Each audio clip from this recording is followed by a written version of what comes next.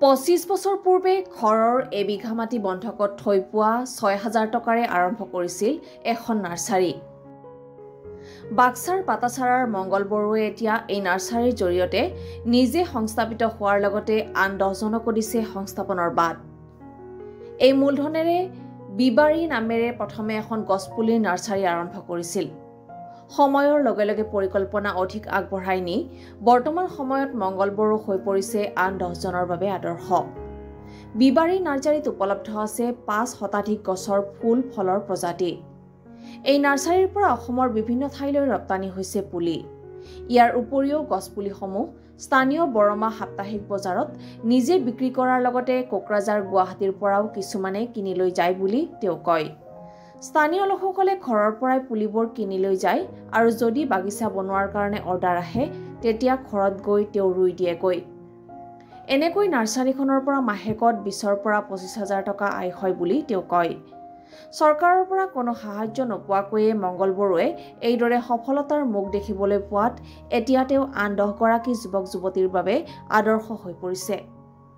বৰ্তমান সময়ত অসমৰ যুৱক যুৱতীসকলে কৰ্মসংস্থাপন বিচাৰি বহিৰাজ্যলৈ ঢাপলি মেলিছে।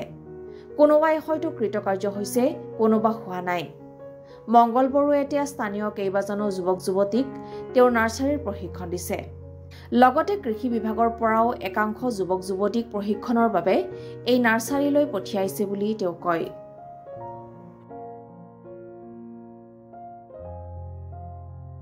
মোৰ নাম মংগল বড়ো। আপুনি? মই মোটামুটি ফাৰ্মত জড়িত আজি 25 বছৰ হ'ল।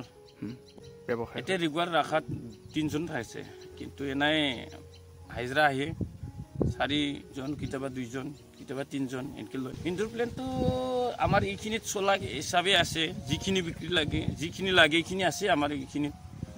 এৰিয়া বাই এৰিয়া দোকান আছে না আজিকালি।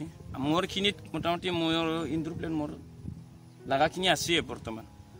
বেপাৰী লাভটো আছে, কিন্তু কথা হ'ল ইনডোৰ প্লেন বনাৰ কাৰণে সুবিধা আমাৰ এইটো পথৰ ৰুট বেছি লাগে না, অলপ কম।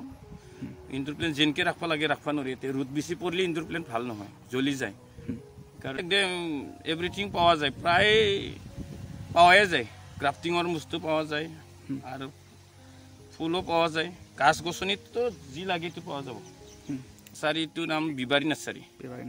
কৰিব পাৰে, ইয়াতে আহি পেলাই কি খাইও গেছি চলি। আজিকালি কলেজৰ ষ্টুডেণ্টবিলাকো ট্ৰেইনিং ল'ব আহে ইয়াতে। 50জনমান আহিছিল 1 মাহ আগত ট্ৰেইনিং ল'বা চলি। আজিকালিতো প্ৰত্যেক কলেজতে ট্ৰেইনিং ল'বা দিছোঁ ছাত্ৰকেইটাক। এতিয়াও চলি আছে জাগা জাগা। মোৰ তাতে শেষ হ'ল, বেলেগৰ আৰু লৈছে। কলমটো এভৰিথিং বনা যায়, কিন্তু গ্ৰাফটিঙৰ প্ৰচেছটো আমাৰ ইয়াতে অলপ মাৰ্ডাৰ কম না, মাৰ্ডাৰ প্লেন অলপ কম, সেইকাৰণে গ্ৰাফটিঙৰটো অলপ কম হয়। যিখিনি আছে এইটো কৰা যায়, কিন্তু কথা হ'ল আচল কলমৰটো বেছি কৰা যায় আমাৰ ইয়াতে।